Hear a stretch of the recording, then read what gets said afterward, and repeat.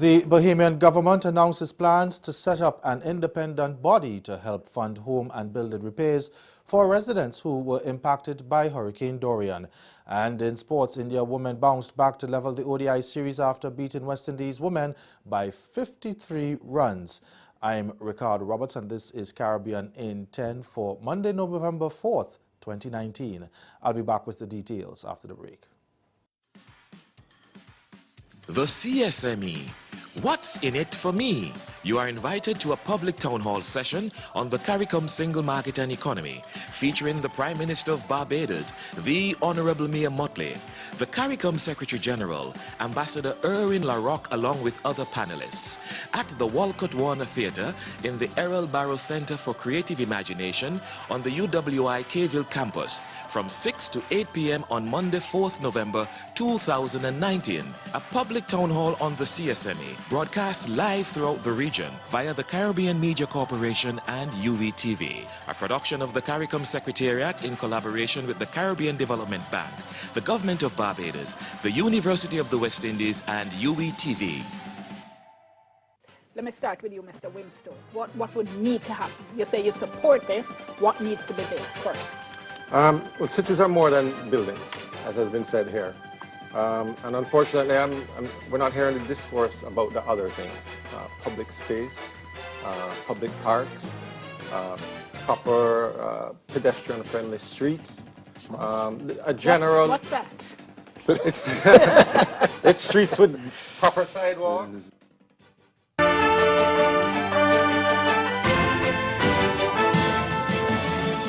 The Bahamian government has announced plans to set up an independent body to help fund home and building repairs for residents of Abaco and Grand Bahama who were impacted by Hurricane Dorian.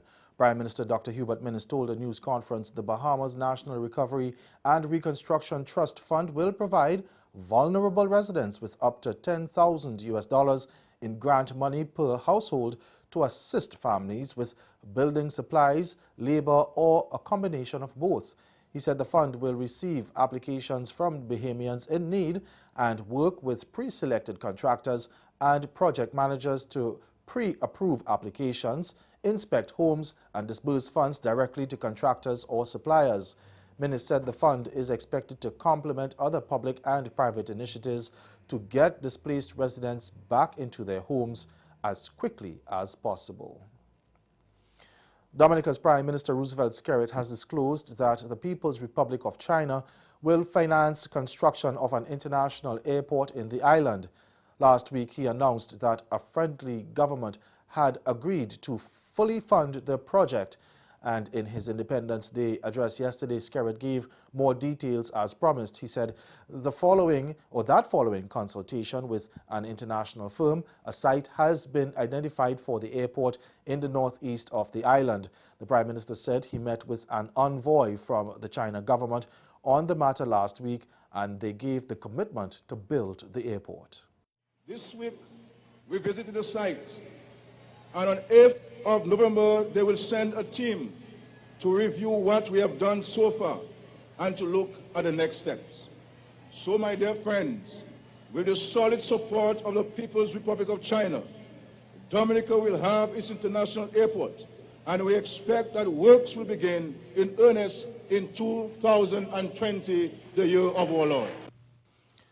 Skerrit added that during the meeting with the Chinese officials, visa-free travel and budgetary support were also discussed. To the funding for the international airport, the special envoy from China informed me that a final decision on visa-free access to China by all citizens of Dominica has received the favorable consideration of the Chinese authorities. Also, the government of China will make a substantial grant contribution to assist with budgetary shortfalls, which will allow the government to implement its projects and programs with no obstacles going forward. Over in Jamaica, the University of the West Indies Mona campus has introduced new security measures as a result of a recent spate of robberies. The decision was taken after one student was injured in one of those incidents. More in this report from TVJ News.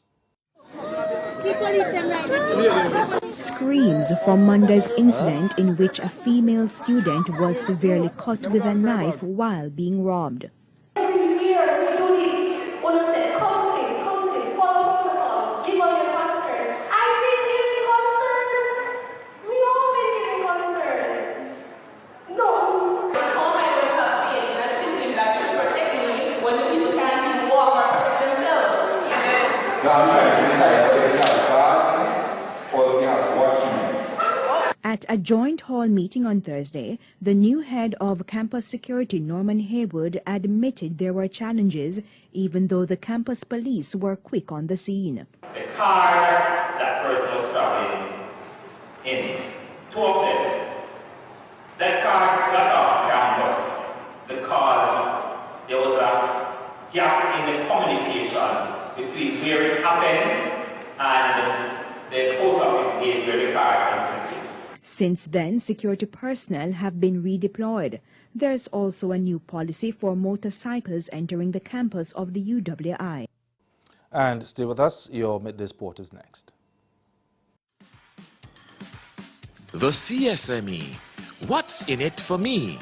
You are invited to a public town hall session on the CARICOM single market and economy, featuring the Prime Minister of Barbados, the Honorable Mia Mottley, the CARICOM Secretary General, Ambassador Erwin LaRocque, along with other panelists, at the Walcott Warner Theatre in the Errol Barrow Center for Creative Imagination on the UWI Caville campus from 6 to 8 p.m. on Monday, 4th November 2019. A public town hall on the CSME, broadcast live throughout the region via the Caribbean Media Corporation and UWTV. A production of the CARICOM Secretariat in collaboration with the Caribbean Development Bank, the Government of Barbados, the University of the West Indies, and UWTV.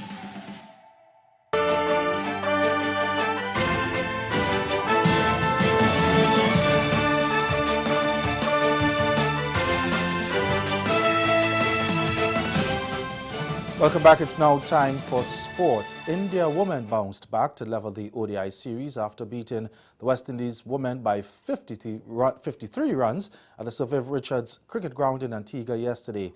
A superb batting display by right-hand batsman Poonam Raut and Harmanpreet Kaur helped India put down a competitive score of 191 for 6 from their 50 overs.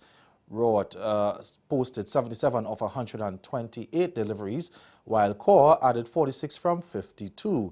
Leg spinner Afi Fletcher and medium pacer Elia Aline picked up 2 wickets each. The regional women, however, were bundled out for 138 of 47.2 overs. Shemaine Campbell hit a top-scoring 39, while captain Stephanie Taylor scored 20 of 31 balls. No other batsman managed to score decent totals. Rajeswari Gaikwad, Poonam Yadav and Depti Sharma picked up 2 wickets each. And American Brendan Todd produced an early birdie blitz to storm to a commanding victory in the PGA Tour's $3 million inaugural Bermuda Championship in Bain conditions at Port Royal yesterday.